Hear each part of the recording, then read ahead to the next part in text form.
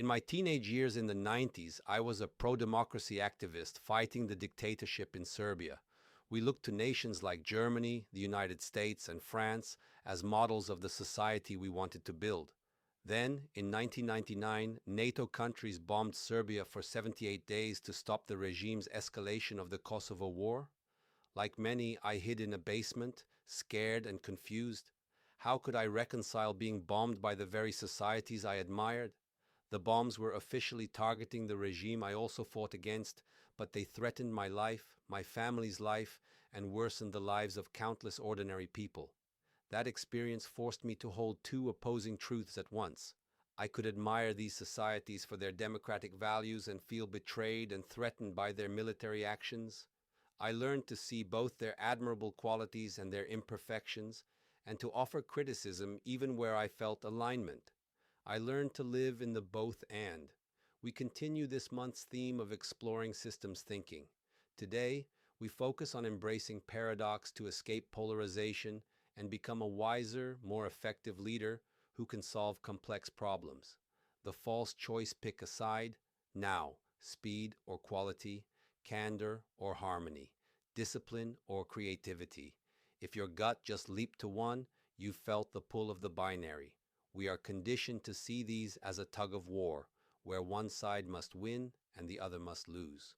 But in life, in complex systems, opposite truths are often simultaneously valid.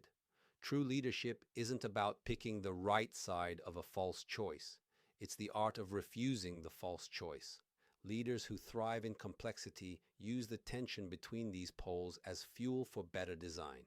They see a tightrope walker, not a tug of war, someone who uses tension from both sides to stay balanced and move forward. Why we crave the binary trap? Under stress, our brains crave certainty. Ambiguity feels dangerous, so we default to simple, fast labels: good, bad, right, wrong, with us, against us. This reflex is a gift to authoritarians and polarizers. They thrive on black and white thinking.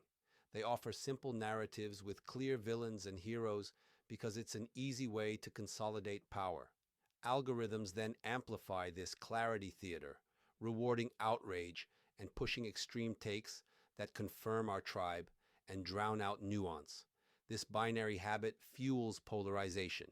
We stop seeing opponents as complex humans and start seeing them as categories, which makes escalation feel logical. It also turns us into easy targets for misinformation. Simplistic narratives travel faster, and bad actors exploit our need for certainty by offering confident-sounding, simplistic answers. The antidote is developing our both and muscle, the capacity to tolerate ambiguity, seek disconfirming evidence, and always ask, what's the truth in the other pole? It's both emotional and cognitive work.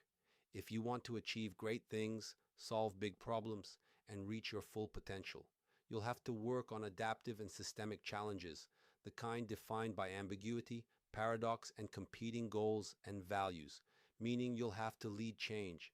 And remember, people aren't afraid of change, they're afraid of the losses change might bring to them.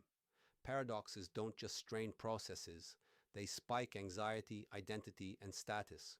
If you ignore that, people entrench. If you name it, options open. Make the emotional map explicit. What do we fear losing if we choose X? What do we gain with Y? Surface hidden norms. We don't share bad news in meetings. And hidden incentives. Promotions tied to speed, not safety. Our minds prefer cognitive ease, situations where things feel familiar and comfortable. Paradoxes challenge this ease and require cognitive strain, deliberate thinking that can feel uncomfortable but is necessary for complex understanding. Embrace the paradox. Both and is not indecision.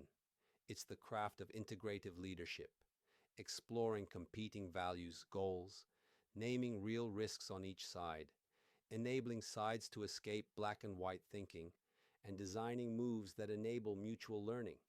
It's possible to admire a person or institution and critique them, to oppose a policy and collaborate with its sponsors on another issue. This demands empathy and curiosity, but also discipline. Generate multiple interpretations before acting, so you don't confuse your first story with the only story.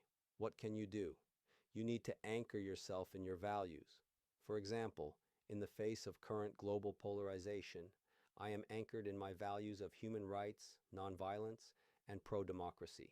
This allows me to recognize the parts that need to be condemned and the parts that need support and can be worked with in each individual, organizational, or societal conflict. Anchoring in my values helps me escape tribalism and lean into my own ethical compass to determine where I can make a difference. Here are some questions I ask myself.